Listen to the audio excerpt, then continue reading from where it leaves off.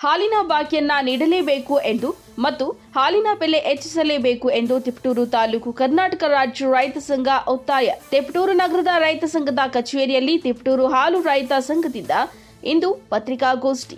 ರಾಜ್ಯದ ಬೆನ್ನೆಲುಬಾಗಿರುವ ರೈತ ಹಾಲಿನ ಬಾಕಿ 6,22,00,000 ತಕ್ಷಣ ಬಿಡುಗಡೆ ಮಾಡಬೇಕು ಮತ್ತು ಹಾಲಿನ ಪ್ರೋತ್ಸಾಹ ಧನವನ್ನು ಹೆಚ್ಚಿಸಲೇಬೇಕು ಎಂದು 10/2/2025 ಸೋಮವಾರ ಮಧ್ಯಾಹ್ನ 12:30 ಗಂಟೆಗೆ ಬೆಂಗಳೂರಿನ ಕೆಎಂಎಫ್ ಕೇಂದ್ರ ಕಚೇರಿ ಡೈರಿ ಬೆಂಗಳೂರು ಮುಂದೆ ಪ್ರತಿಭಟನೆಯನ್ನ ಕರ್ನಾಟಕ ರಾಜ್ಯ ರೈತ ಸಂಘ ಹಾಗೂ ಹಸಿರು ಸೇನೆ ಏರ್ಪಡಿಸಲಾಗಿದೆ.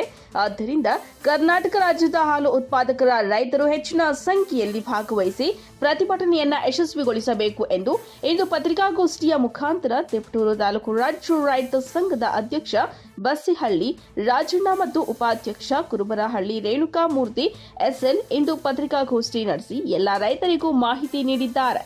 10/2/2025 ಸೋಮವಾರ ಕೇಂದ್ರ ಕಚೇರಿ ನಂದಿನಿ ಹಾಲು ಡೈರಿ ಮುಂಭಾಗದಲ್ಲಿ ಕರ್ನಾಟಕ ರಾಜ್ಯ ರೈತ ಸಂಘ ಹಾಗೂ ಹಸಿರು ಸೇನೆ ಒಂದು ಹೋರಾಟವನ್ನು ಹಮ್ಮಿಕೊಂಡಿದ್ದೀವಿ. ಉದ್ದೇಶ ರೈತರಿಗೆ ಬರಬೇಕಾಗಿರೋಂಥ 622 ಕೋಟಿ ಬಾಕಿ ಹಣನ ಈ ಸರ್ಕಾರ ಹಾಗೆ ಉಳಿಸ್ಕೊಂಡಿದೆ. ಈಗ ಮಾಮೂಲಿ ಏನಿಲ್ಲ, 15 ವರ್ಷದಿಂದ ಹಿಂದೆ 5 ರೂಪಾಯಿ ಸಹಾಯಧನ ಅಂತ ಕೊಡ್ತಾ ಇದ್ರು. ಅದೇ 5 ರೂಪಾಯಿನಲ್ಲಿ ನಮ್ಮನ್ನ ತಳ್ಕೊಂಡು ಹೋಗ್ತಾವ್ರೆ.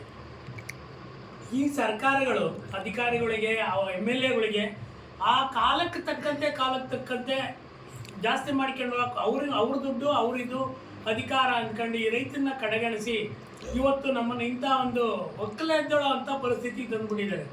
ಅದಕ್ಕೋಸ್ಕರ ನಾವು ಏನು 10ನೇ ತಾರೀಕು ಮುಂದಿನ ಸೋಮವಾರ ಹೋರಾಟವನ್ನು ಇಟ್ಕೊಂಡಿದ್ದೆವು. ಸರ್ಕಾರ ಎಚ್ಚೆತ್ತುಕೊಂಡು ನಾವು ಹೋರಾಟಕ್ಕೆ ಬರೋದಕ್ಕೆ ಮೊದಲೇ ನಮಗೆ ಬರಬೇಕಾಗಿರೋಂಥ ಬಾಕಿ ಹಣವನ್ನು ನಮ್ಮ ಖಾತೆಗಳಿಗೆ ತುಂಬಿ ನಮಗೆ ಬರತಕ್ಕಂಥ 5 ರೂಪಾಯಿ ಸಹಾಯಧನದ ಜೊತೆಗೆ ಇನ್ನು 5 ರೂಪಾಯಿ ಸೇರಿಸಿ 10 ರೂಪಾಯಿ ಸಹಾಯಧನವನ್ನು ಕೊಡಬೇಕು ಅಂತ ನಮ್ಮ ಬೇಡಿಕೆ ಇದೆ.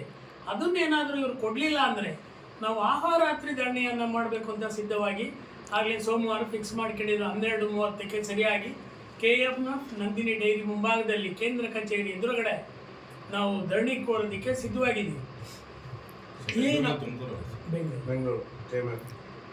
ಈಗಾಗಲೇ ಸರ್ಕಾರದಿಂದ ಹೋದ ಸಾರಿನೇ ನಾವು ತುಮಕೂರಲ್ಲಿ ಸ್ಟ್ರೈಕ್ ಮಾಡಿದ್ದಾಗಲೇ ಹೇಳಿದ್ರು, ನಿಮಗೆ ಸಹಾಯಧನ ಕೊಡ್ತಕ್ಕದ್ದನ್ನು ಕೊಡ್ತೀವಿ ಅಂತ ಹೇಳಿ ಕಣ್ಣೊರೆಸಿ 1-2 ತಿಂಗಳದ್ದು ಕೊಟ್ಟರು.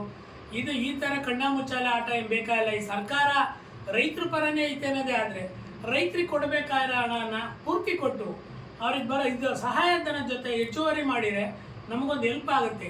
ಈ ಕ್ಷೀರವನ್ನೇ ನಂಬಿಕೊಂಡಿರೋಂಥ ರೈತ ಜೀವನಕ್ಕೆ ಆಧಾರವಾಗಿ ಅದೇ ಬಿಟ್ಟರೆ ಯಾವ ಕೊಬ್ಬರಿ ರೇಟ್ ಇಲ್ಲ, ಬೇರೆ ಇನ್ಯಾವುದೇ ಬೆಳೆಗೆ ಸರ್ಕಾರ ಬೆಂಬಲ ಬೆಲೆ ಕೊಟ್ಟು ಕೊಂಡ್ಕೊಳ್ಳೋ ಅಂಥ ಸ್ಥಿತಿ ಇಲ್ಲ.